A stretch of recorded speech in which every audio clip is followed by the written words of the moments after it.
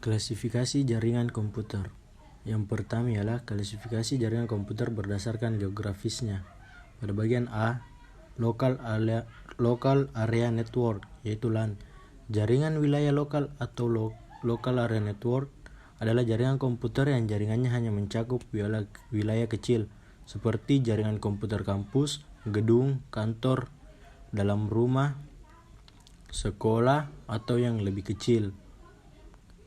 Ciri-cirinya adalah yang pertama mempunyai pesat data yang tinggi, yang kedua meliputi wilayah geografi yang lebih sempit, yang ketiga tidak membutuhkan jalur telekomunikasi yang disewa dari operator telekomunikasi. Bagian B yaitu Metropolitan Area Network. Jaringan wilayah metropolitan atau Metropolitan Area Network adalah suatu jaringan dalam suatu kota dengan transfer data berkecepatan tinggi yang menghubungkan berbagai lokasi seperti kampus, perkantoran, pemerintahan, dan sebagainya. Ciri-cirinya adalah yang pertama cakupan wilayah jaringan lebih luas, yang kedua pada bagian C yaitu Wide Area Network. Jaringan luas atau Wide Area Network adalah jaringan komputer yang mencakup area yang besar. Sebagai contoh yaitu jaringan komputer antar wilayah kota atau bahkan negara, atau dapat didefinisikan juga sebagai jaringan komputer yang membutuhkan router dan saluran komunikasi publik. WAN digunakan untuk menghubungkan jaringan area lokal yang satu dengan jaringan lokal yang lainnya, sehingga pengguna atau komputer di lokasi yang satu dapat berkomunikasi dengan pengguna dan komputer di lokasi yang lain. Ciri-cirinya adalah yang pertama, cakupan wilayah jaringan lebih luas dari LAN dan MAN. Yang kedua, biaya operasional yang dibutuhkan lebih tinggi. Yang ketiga, sangat rentan terhadap bahaya pencurian data-data penting. Yang keempat, perawatan untuk jaringan WAN lebih berat. Bagian B yaitu Personal Area Network atau PAN. Jaringan personal atau Personal Area Network adalah jaringan komputer yang menghubungkan antara dua atau lebih sistem komputer yang berjarak sangat berdekatan, yaitu hanya berjarak 4-6 meter. Contohnya pada saat menghubungkan HP dengan komputer dengan printer. Yang kedua ialah klasifikasi jaringan komputer berdasarkan fungsinya. Bagian A, Client Server. Client server merupakan sebuah paradigma dalam teknologi informasi yang merujuk kepada cara untuk mendistribusikan aplikasi ke dalam kedua pihak, yaitu pihak klien dan pihak server. Server adalah perangkat yang menyediakan dan bertindak sebagai pengelola aplikasi, data, dan keamanannya. Contoh dari aplikasi klien atau server sederhana adalah aplikasi web yang didesain dengan menggunakan Active Server Packs atau ASP atau PHP. Kelebihan dari client server yang pertama lebih aman, yang kedua semua data dapat di backup pada suatu lokasi sentral. Yang ketiga, kecepatan akses lebih tinggi karena penyediaan fasilitas jaringan dan pengolahannya dilakukan secara khusus oleh satu komputer yang tidak dibebani dengan tugas lain sebagai workstation. Pada bagian B yaitu peer-to-peer. Pada jaringan peer-to-peer tidak ada komputer server atau komputer klien, karena setiap komputer pada jaringan peer-to-peer bisa menyediakan layanan dan menjadi akses layanan. Jaringan peer-to-peer merupakan salah satu model jaringan komputer yang terdiri dari dua atau beberapa komputer, di mana setiap stasiun atau komputer yang terdapat dalam lingkungan jaringan tersebut bisa saling berbagi. Kelebihan dari client server yang pertama, pelaksanaan tidak terlalu mahal. Yang kedua, tidak membutuhkan administrasi yang handal.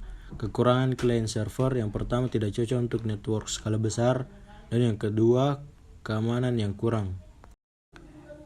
Yang ketiga ialah klasifikasi jaringan komputer berdasarkan topologi jaringan.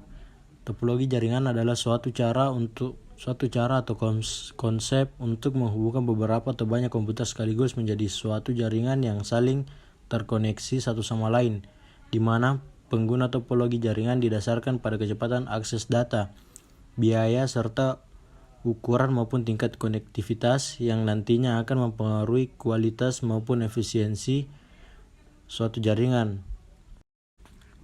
Yang keempat ialah klasifikasi jaringan komputer berdasarkan distribusi dan sumber informasi data. Yang bagian A, jaringan terpusat. Jaringan ini terdiri dari komputer klien dan server, yang mana komputer klien berfungsi sebagai perantara untuk mengakses sumber informasi atau data yang berasal dari satu komputer. Jaringan komputer terpusat dikendalikan oleh otoritas yang membuat keputusan atas nama seluruh jaringan.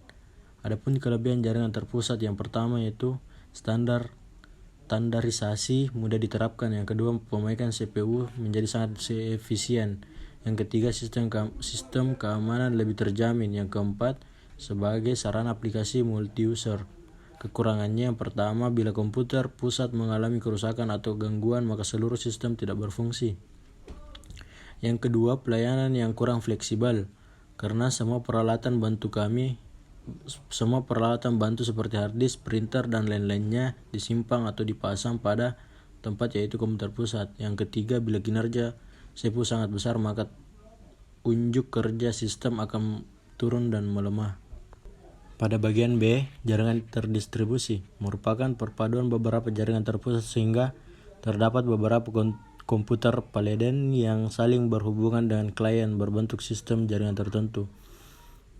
Jaringan desentralisasi mendistribusikan data, informasi, dan memproses beban kerja di seluruh komputer yang berpartisipasi dalam jaringan. Hal ini kemungkinan untuk toleransi kesalahan yang lebih besar sebagai komponen terkunci dari jaringan didistribusi di beberapa mesin.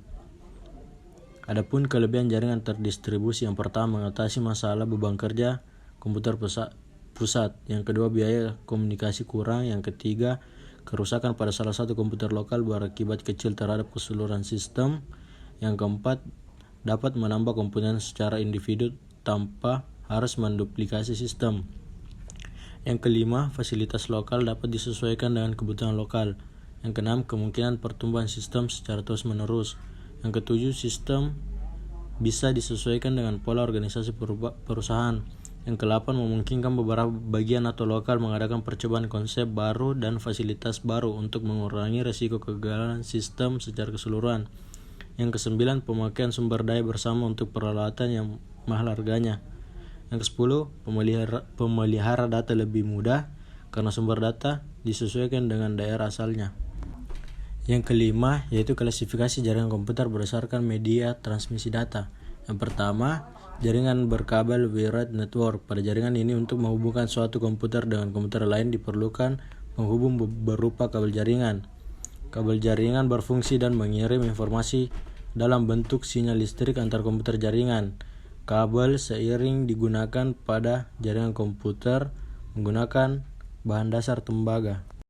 Bagian B, yaitu jaringan nirkabel atau Wi-Fi.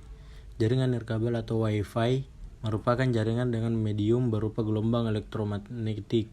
Pada jaringan ini tidak diperlukan kabel untuk menghubungkan antar komputer karena menggunakan gelombang elektromagnetik yang akan mengirim sinyal informasi antar komputer jaringan.